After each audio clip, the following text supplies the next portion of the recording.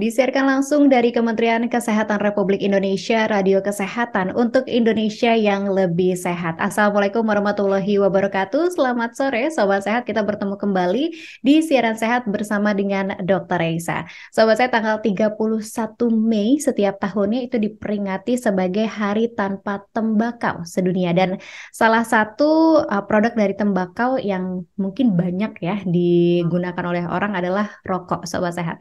Dan berdasarkan hasil Global Adult Tobacco Survey di tahun 2021, tercatat bahwa jumlah perokok dewasa di Indonesia itu ada sebesar 69,1 juta perokok. Lantas, mitos ataukah fakta bahwa rokok dapat menghilangkan stres pada seseorang? Dan apa yang dimaksud dengan Third Smoke? Sore hari ini kita akan bahas dalam topik hidup tanpa beban, sehat tanpa rokok. Dan telah hadir bersama kami narasumber yang pertama ada Duta Gizi sekaligus pakar kesehatan kita, Dr. Reisa Broto Asmoro. Selamat sore, Dr. Reisa. Halo, selamat sore. Salam sehat semuanya. Sehat, Dr. Reisa? Alhamdulillah. Semoga semuanya juga dalam kondisi yang sehat ya. Amin, amin. Dan selanjutnya juga ada Ibu Rindu Rahmiati SKMM EPID selaku Epidemiologi Kesehatan Ahli Muda, Direktorat Pencegahan dan Pengendalian Penyakit Tidak Menular Kementerian Kesehatan. Selamat sore, Mbak Rindu. Selamat sore, Sobat Sehat. Selamat sore, Mbak Andin. Selamat sore juga, Dokter Reza. Apa kabar? Selamat sore, Bu Rindu.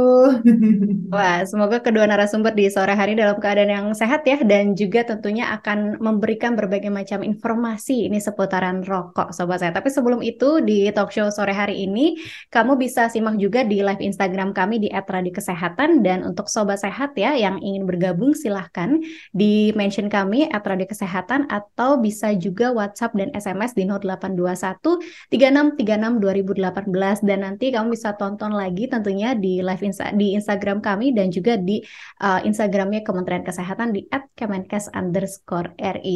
Mungkin sebagai awalan saya ke Dr. Risa terlebih dahulu. Dokter bicara soal tembakau ini tentu nggak jauh dari rokok. Nah, bagaimana pandangan dokter sendiri dengan kebiasaan orang untuk ngerokok? Karena mungkin katanya dengan ngerokok jadi lebih rileks atau bisa menghilangkan stres, walaupun mungkin sudah diketahui dampak bahayanya juga cukup banyak sebetulnya, Dokter Isa. Waduh, kalau ditanya pandangan saya udah pasti nggak setuju ya. Karena ya Sobat Sehat, healthier semua. Memang pasti kan kita setiap hari itu kan akan mengalami ada stres, ada trigger-trigger yang nggak enak gitu ya. Tapi bukan ngerokok gitu jalan keluarnya. Karena bagaimanapun juga kegiatan tersebut adalah bukan penyaluran stres yang baik. Nih, kalau misalnya kita perhatikan ya, stres itu muncul ketika memang kita sedang menghadapi satu masalah. Nah, jadi tujuannya adalah untuk menyelesaikan, mencari solusi bagaimana masalah itu bisa selesai, bukannya dialihkan atau dilupakan dengan merokok. Wah, itu kan sejenak gitu ya. Karena kalau kita stres aja, kita kan dalam tubuh itu ada mengeluarkan hormon-hormon yang hormon stres ini ya yang akan mengganggu dari ujung kepala sampai ujung kaki gitu. Ditambah lagi dikasih rokok, udah jelas-jelas di kemasan rokoknya aja itu udah ditulis gede-gede, nggak mungkin nggak ada tulisannya. Merokok tidak sehat ya kan, menyebabkan berbagai penyakit, penyakit paru-paru, penyakit jantung, stroke, sampai ngerusak gigi pun ditulis di situ, impotensi ditulis di situ, gangguan kehamilan dan lain-lain, segala macam penyakit sampai menyebabkan kanker. Jadi kalau kita mau hilangin stres, kok kita malah nambahin yang sebetulnya ini racun gitu ya, yang masuk ke dalam tubuh kita. Jadi bukan hanya menambahkan stresnya itu lagi, tubuh kita ini jadi bekerja lebih berat ya, dan itu tentunya membahayakan diri kita, dan nggak cuma bahaya buat diri kita juga, tapi ya kita tahu kalau ngerokok itu kan bareng-bareng ya efeknya. Karena mengeluarkan asap yang pastinya mengganggu sekitarnya juga, jadi selain membahayakan diri sendiri juga membahayakan lingkungan sekitar termasuk keluarga. Jadi kalau misalnya lagi tadi tuh lagi stres, lagi nggak tenang gitu ya, jangan larinya ke kegiatan merokok, tapi lebih baik salurkan ke hal-hal yang positif. Ya tentu kan kita juga semua bisa menyalurkannya melalui misalnya ibadah, berdoa gitu kan ya. Membuat jadwal rutinitas yang teratur itu akan sangat membantu memanage stres kita. Dan dalam manajemen stres itu yang paling penting adalah sebenarnya menyempatkan untuk me time, healing time, mengarahkan ke arah-arah yang positif, eh, menyalurkan stres ke arah olahraga, menyalurkan stres dengan hobi, gitu ya. Karena itu adalah stress management yang paling tepat sesuai dengan kebutuhan masing-masing individu, kesukaan masing-masing individu. Jadi daripada kita mengelola stresnya dengan rokok yang justru bikin kita malah tambah sakit, ya kita kelola stres kita dengan yang ke arah yang lebih positif. Termasuk kalau misalnya orangnya udah berat banget bebannya gitu ya, bukan nambahin bungkus rokok, tapi kita bisa konsultasi ke tenaga profesional. Ya, daripada kita mencari solusi yang nggak menyelesaikan masalah kita juga, lebih baik kita konsultasi ke tenaga kesehatan yang bisa menjadi salah satu opsi nih untuk kita menyelesaikan problem yang dimiliki atau stres yang hadir ke hidup kita gitu. Oke, jadi kalau stres sepertinya udah wajar dialamin ya, Dokter Isa, tapi saluran stresnya Hmm, itu yang harus dipilih yang positif ya. ya Eh, gitu. Baik, Dokter Isa, tapi di sisi lain gitu ya, dokter, kadang kita-kita ini pengen ngerokok, yaitu dia tadi untuk bisa menghilangkan stres seperti itu. Tapi juga kayaknya lingkungan punya pengaruh yang besar ya, Dok ya. Kalau teman-temannya pada ngerokok, mau nggak mau kita kadang suka ikut gitu seperti itu. Aduh, kalau rokok itu kan biasanya nih sebenarnya sempat baca juga sih penelitiannya ya bahwa itu menjadi tren di kalangan tertentu sebagai penyaluran itu tadi. Jadi biasanya dimulai di masa-masa seseorang itu mencari jati diri. Hmm. Biasanya mulai berusaha mencari solusi singkat itu ketika sudah mulai masa remaja gitu kan ke atas. Nah, tren ini nih yang harusnya diperbaiki ya, jangan sampai eh, menyebabkan anak-anak generasi ke depannya ini jadi punya kebiasaan yang buruk. Jadi kayaknya kalau mau ngikutin tren, trennya sehat deh, jangan tren yang malah datengin penyakit gitu. Kita sebagai orang dewasa juga harus jadi contoh yang baik berarti ya, Dokter Reza. Betul banget, iya. Oke, ini Mbak Rindu sudah terhubung kembali. Mbak Rindu, suara saya sudah bisa terdengar kembali? Sudah terdengar kembali jelas. Mbak Dido tadi sempat terputus pertanyaan saya itu seputaran banyak orang tua itu sepertinya yang jadi perokok aktif, tapi di sisi lain mereka itu nggak mau kalau misalnya rokok yang mereka hisap terhisap juga sama keluarganya. Nah, tapi sebetulnya bahaya untuk rokok yang dihisap oleh orang kedua, mungkin perokok pasif di case ini seperti apa bahayanya, Mbak Rindu? Iya, jadi sebenarnya seharusnya memang nggak ada ya orang tua yang mau anaknya merokok ataupun terpapar asap rokok gitu ya. Saya juga sendiri sebagai orang tua seperti itu. Yang jadi poin utama adalah tidak ada batasan aman untuk paparan asap rokok. Jadi baik itu perokok aktif maupun perokok pasif itu sebenarnya sama risikonya. Nah, perokok pasif itu apa sih? Kalau misalkan banyak dikenal second hand smoke atau perokok tangan kedua, itu adalah orang-orang yang terpapar asap rokok secara langsung dari sumbernya atau dari si perokoknya. Tapi sekarang ini ada yang namanya third hand smoker atau perokok tangan ketiga.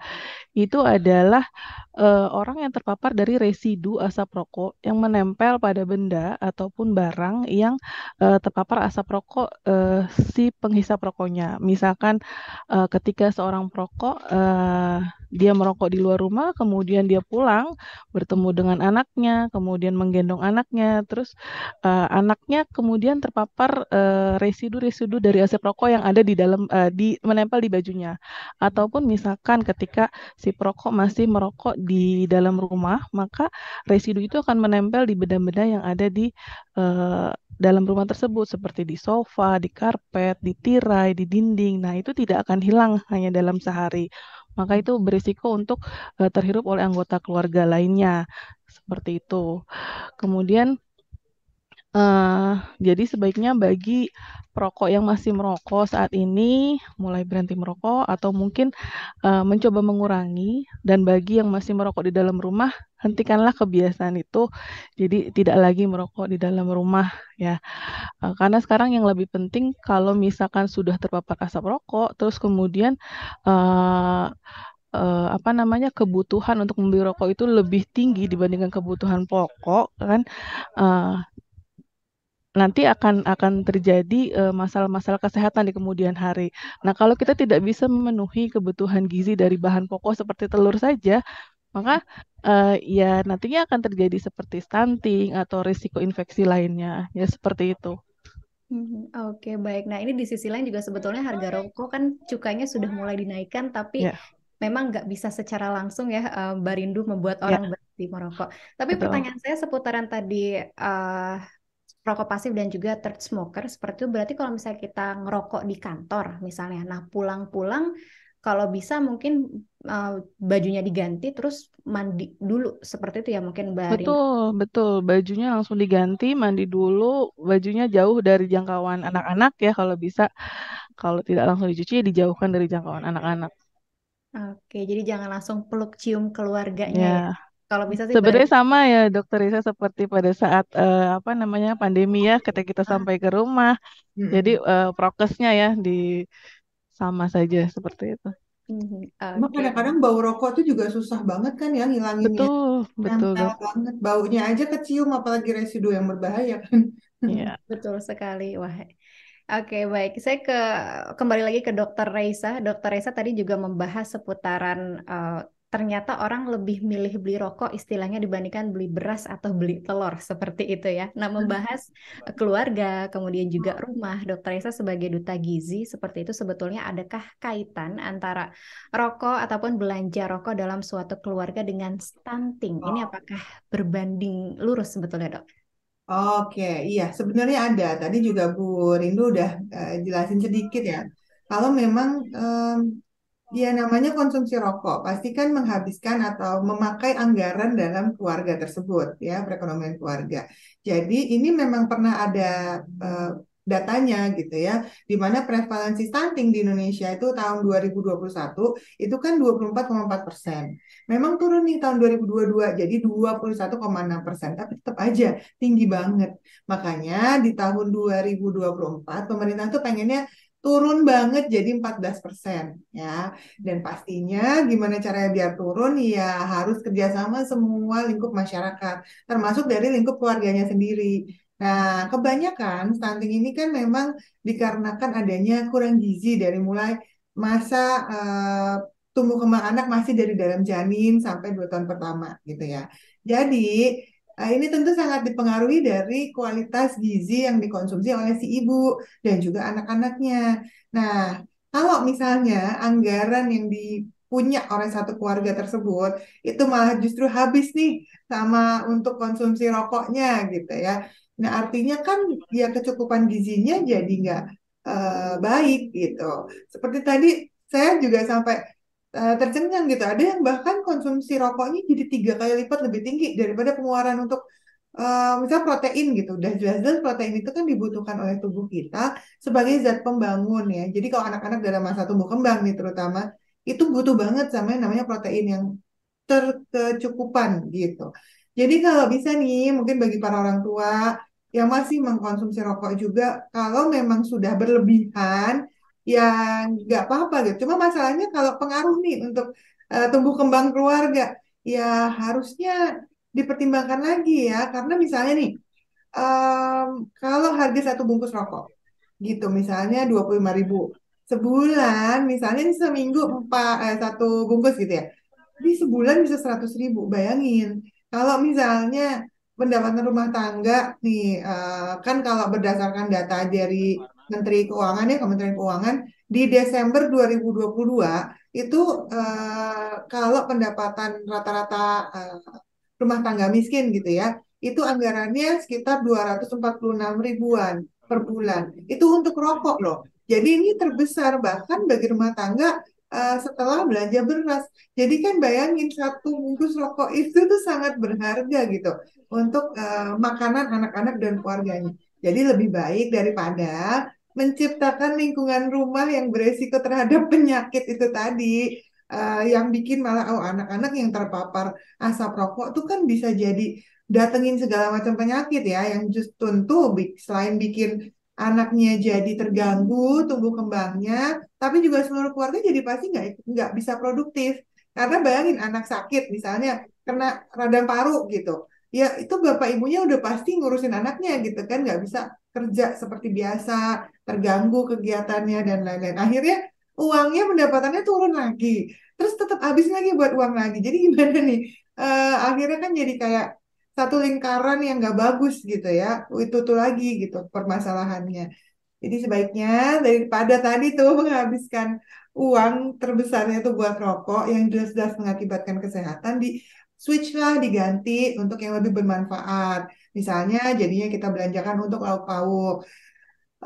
Kalau misalnya tadi makan konsumsi ikan ataupun daging gitu ya, itu seminggu sekali, jadi diganti lah. Jadi kalau bisa jadi lebih bermanfaat nih, tadi uang rokoknya dibeliin telur, beliin ikan, protein hewani lainnya gitu kan. Itu otomatis kan akan berdampak nih pada upaya pemenuhan gizi anaknya. Dan ini tentu akan sangat berdampak terhadap penurunan gizi buruk pada anak, termasuk kalau pada ibu hamilnya. Jadi stuntingnya juga akan sangat terbantu untuk tereliminasi. So ya, memang saya juga setuju sekali ya, karena memang tahun 2023 ini tema HTTS-nya kan yang dicanangkan WHO ini, we need food, not tobacco gitu kan. Dan ini memang ya realnya seperti itu gitu. Memang harusnya kita lebih concern, kita lebih peduli terhadap pemenuhan gizi terlebih dahulu dibandingkan konsumsi rokok tadi yang jelas-jelas tidak menyehatkan. Oke, nah ini berarti harus lebih memahami lagi soal kebutuhan tersier sama primernya ya, Dokter Reisa. Itu tersier apa di luar tersier? Bahkan di luar. Betul, betul. Oke, Ya, baik. Nah, tadi disampaikan Mbak Rindu bahwa konsumsi rokok jika dialihkan ke konsumsi makanan bergizi untuk keluarga ini punya peran untuk bisa mencegah stunting tentunya. Nah, tapi Mbak Rindu sebetulnya apa saja bentuk dukungan pemerintah saat ini khususnya Kementerian Kesehatan dalam upaya penurunan jumlah perokok di Indonesia, Mbak Rindu?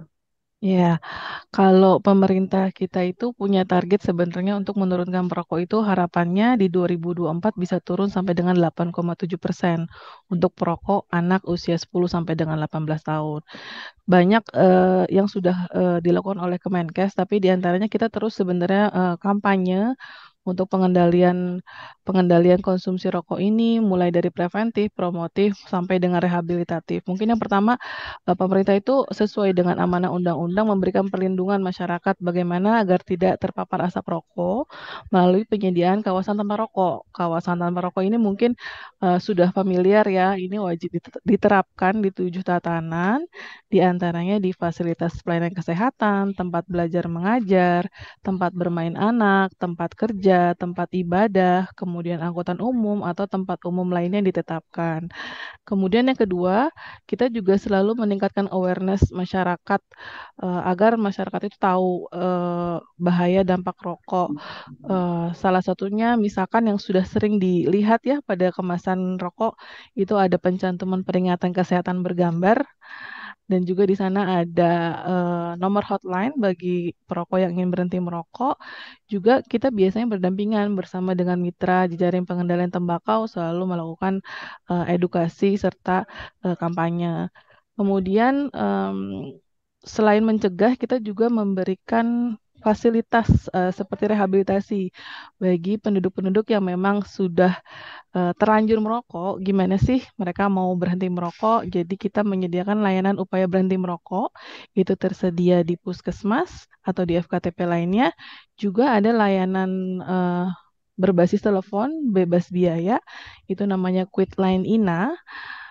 Bisa diakses di nomor 0800 177 6565. Tapi mungkin semua strategi tadi atau semua upaya yang sudah dilakukan Kemenkes itu dikembalikan kepada masing-masing masyarakat yang memang mau hidup lebih sehat ya. Bagi yang perokok mau berhenti merokok ya tergantung lagi kembali kepada niatnya masing-masing.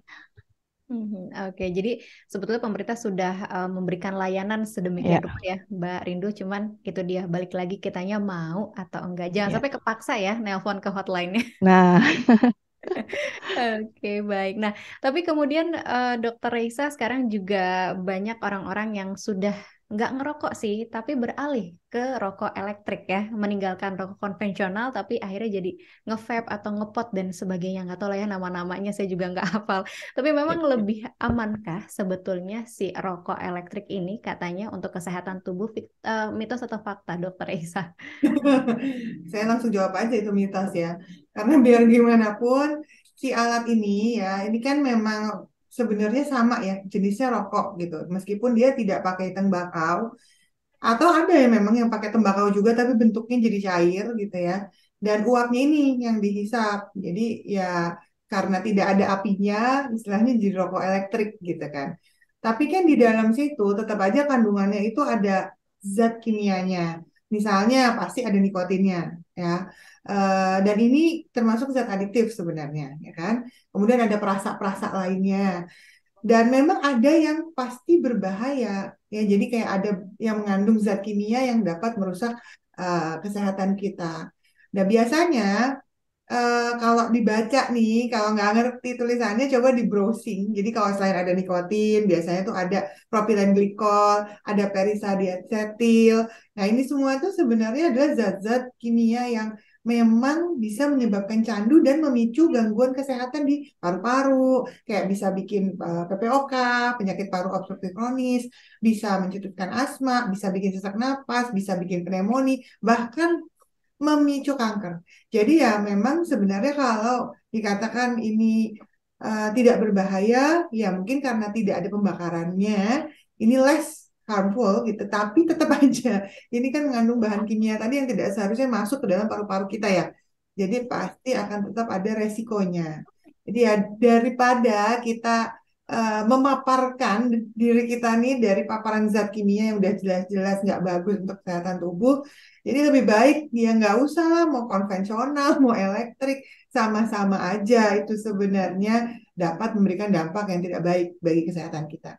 Jadi ya upayakanlah pola hidup sehat, bagaimanapun juga em, ya sayang banget ya tubuh kita udah kita jaga-jaga nih dengan gaya hidup sehat lainnya. Kita paparkan dengan zat kimia lagi nih yang dapat memicu gangguan kesehatan juga. Setuju sekali. Nah, ini kalau misalnya kalian search harganya juga, kalau nggak salah lebih mahal juga loh, Sobat Sehat, yakin mau beli Yakin, rokok elektrik dibandingkan telur yakin. gitu ya. Mungkin Oke. uangnya disimpan buat nanti bisa beli tiket nonton konser, ya kan? Enggak Ah, ya? bener banget. Bener banget Lagi itu ya. musim ya. Itu stress release juga kan ya, Dokter Oke, Aisa ya sebetulnya. kan? Heeh. Oke, nah sekarang saya mau ke Mbak Rindu. Mbak Rindu ini juga sekaligus menjawab pertanyaan pendengar sebetulnya ya, Healthies dan Sobat Sehat mungkin banyak yang sedang berusaha seperti untuk berhenti merokok, tapi godaan diri, belum lagi godaan temen nongkrong, lingkungan gitu ya. Sebetulnya apa tips untuk para pendengar agar bisa berhenti merokok? Ini sekaligus menjawab pertanyaan pendengar, Mbak Rindu, mohon maaf, ada dari Dia Hayunita 96. Cara mengedukasi pasien yang sudah menjadi perokok berat bagaimana? Soalnya kalau kita kasih tahu biasanya malah suka ngeyel, egois dengan pendapatnya sendiri. Nah, ini seperti apa Mbak Rindu? Iya, terima kasih. Sebenarnya memang kalau untuk berhenti merokok itu sulit, memang pasti sulit. Namanya sudah terjerat nikotin ya, namanya adiksi itu pasti susah, susah dan panjang prosesnya seperti itu. Jadi kalau misalkan biasa kita pakai untuk edukasi itu ada 7 tips untuk berhenti merokok. Yang pertama tadi kembali kepada niat. Jadi bulatkan tekad. Misalkan tadi Dokter Reza sudah sampaikan, mendingan ditabung buat nonton konser, buat jalan-jalan ya Dok ya, atau buat misalkan buat apa, buat umroh atau buat yang lainnya gitu kan. Atau misalkan niat itu datang dari keluarga. Jangan misalkan ketika sudah sakit dia baru kapok gitu ya berhenti merokok. Tapi nanti udah enakan dikit dia balik lagi merokok. Nah, kemudian yang kedua itu adalah metodenya berhenti seketika. Nah, ini adalah salah satu metode dengan tingkat keberhasilan yang paling tinggi. Cuma kalau misalkan dirasa sulit karena memang ada gejala efek putus nikotin, maka bisa dilakukan dengan tahap pengurangan kalau memang tidak bisa seketika. Yang ketiga, kenali waktu dan situasi situasi. Paling sering merokok itu kapan sih? Kadang-kadang kan perokok itu mungkin kita bisa ketahui ada yang baru bangun tidur mulai merokok, ada yang sesudah makan, ada yang lagi nongkrong. Karena sekarang banyak nih perokok-perokok sosial nih yang lagi nongkrong terus ikut-ikutan ngerokok gitu kan. Padahal kalau di rumah, kalau di sehari-hari dia nggak ngerokok, cuma pada saat nongkrong aja. Jadi dialihkan kebiasaan-kebiasaan itu ke kebiasaan lain. Salah satunya mungkin bisa mengunyah permen atau lainnya. Yang ketiga, tunda waktu merokok. Kalau misalkan tadi begitu bangun tidur kita langsung merokok, ditunda tahap awal mungkin 2 jam pertama ditunda 2 jam. Kemudian hari berikutnya mundur lagi 4 jam tunda. Nanti sampai pada akhirnya dia 1 hari full dia tidak merokok. Nah, yang kelima nih tadi berkaitan dengan stres nih. Cara salah satu caranya adalah olahraga secara teratur. Jadi itu bisa membantu tubuh dan pikiran bisa lebih fresh gitu ya. Yang keenam, ini tidak kalah penting, itu dukungan dari keluarga dan kerabat. Jadi jangan lupa selalu minta keluarga dan kerabat itu mengingatkan kalau kita tuh sedang tahap untuk berhenti merokok gitu kan. Karena kalau bukan mereka siapa lagi yang mendukung dan mengingatkan kita. Yang ketujuh, kalau dirasa memang tahapan-tahapan tersebut belum berhasil ya karena memang sulit gitu ya, maka konsultasikanlah ke dokter. Gimana memang kalau perlu bantuan untuk menangani gejala putus nikotin karena memang kalau di FKTP layanan UBM itu kan kita berikan dengan metode konseling. Kalau itu tidak bisa membantu, kemudian timbul gejala yang lain, relapse ataupun gejala lain itu, maka kita perlu berikan rujukan untuk diberikan bantuan yang lebih lanjut seperti itu. Nah, kenapa sih perokok ini harus berhenti merokok? Karena jangankan 1 tahun berhenti merokok, sebenarnya dari 20 menit pertama perokok itu berhenti merokok itu manfaatnya akan terasa. Mulai dari tekanan darahnya membaik, kemudian sebagian besar nikotin dalam tubuh hilang, sistem kardiovaskuler juga terus meningkat dengan baik. Apalagi kalau misalnya kita berhenti sampai dengan 1 tahun ya, maka kalau misalkan referensinya itu kan mengatakan kalau misalnya kita berhenti lebih dari 1 tahun, maka resiko penyakit jantung koroner juga menurun setengahnya dibandingkan orang yang memang tetap merokok. Seperti itu, Mbak Andin. Oke. Yang pasti sih udah ada niat dilakukan secara perlahan ya, Ya, Rindu. Oke, ini semangat untuk para pejuang berhenti merokok seperti itu ya. Nah, kita masih ada beberapa menit lagi sebetulnya, tapi mungkin izin Dokter Isa satu pertanyaan terakhir singkat saja. Ini ada pertanyaan tentang ada gejala ketika berhenti merokok, ada gejala yang namanya putus zat rokok. Misal, kalau nggak ngerokok, akhirnya jadi nggak fokus melakukan sesuatu hal, jadi gelisah dan juga gampang marah. Nah, ini sebetulnya apakah memang kondisi yang real terjadi dari efek berhenti merokoknya, Dokter Raisa?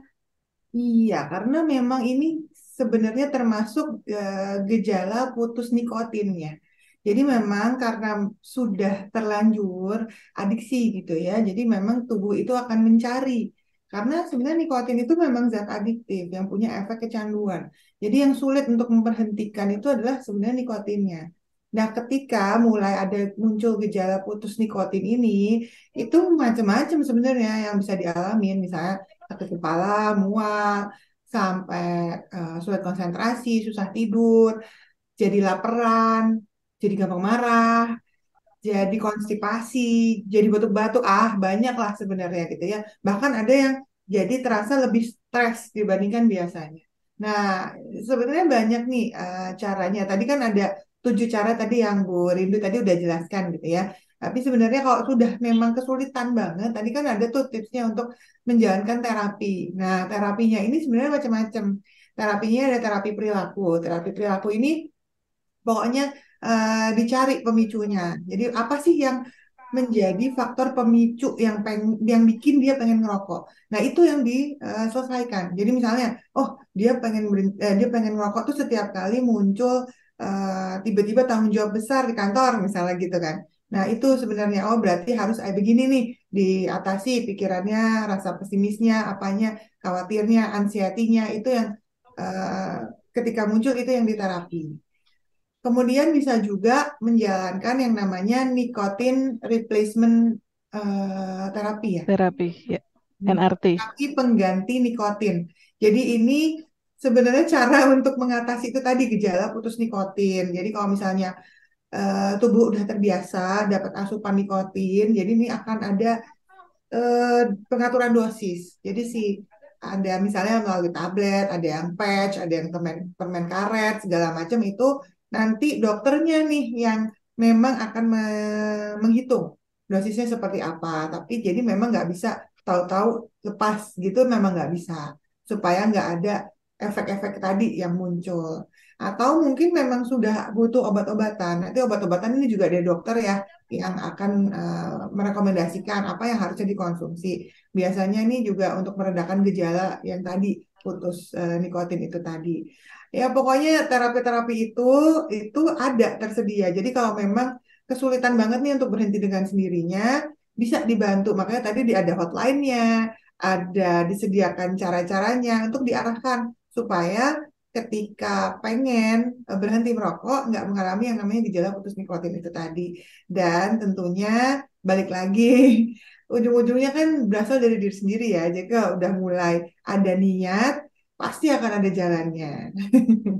Betul sekali. Itu berarti memang dukungan orang terdekat sangat andil besar ya, punya andil besar, Dokter Raisa Betul, dan juga betul Mbak. banget. Mungkin satu lagi Mbak Andin, Oke, silakan. jangan termakan kalau rokok elektronik itu bisa menjadi alternatif untuk berhenti merokok. Karena itu informasi yang salah. Betul Sama aja sekali. karena banyak yang mengandung nikotin Ya, juga ya.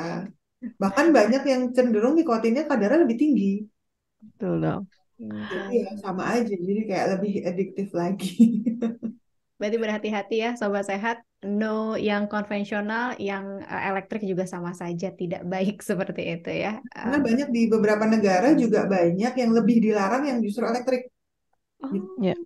Jadi masih ada kayak negara tetangga kita gitu ya, masih ada tempat-tempat yang memperbolehkan rokok konvensional, tapi rokok elektrik di satu negara itu sama sekali nggak boleh. Gitu. Wah, ini berarti perlu kajian ulang ya buat negara kita barangkali bisa mengikuti jalan yang sama seperti itu. Oke, baik. Kita tidak terasa sudah 30 menit, Mbak Rindu dan juga Dokter Reisa. Mungkin sebagai penutup dari Mbak Rindu, apakah ada pesan sehat yang ingin disampaikan? Silakan, sehubungan mungkin Ya. Hari Tembakau, tanpa tembakau sedunia. Silakan. Ya, jadi sobat sehat memang merokok itu tidak ada manfaat baiknya sama sekali. Justru dampak buruknya terhadap kesehatan juga pengaruhnya kepada ekonomi, baik untuk diri kita sendiri maupun keluarga. Semakin cepat kita berhenti merokok, maka semakin banyak manfaatnya bagi kesehatan kita. Jangan lupa selalu terapkan cerdik, cek kesehatan secara berkala, enyahkan asap rokok, rajin olahraga dan aktivitas fisik, diet sehat, kemudian istirahat cukup dan kelola stres.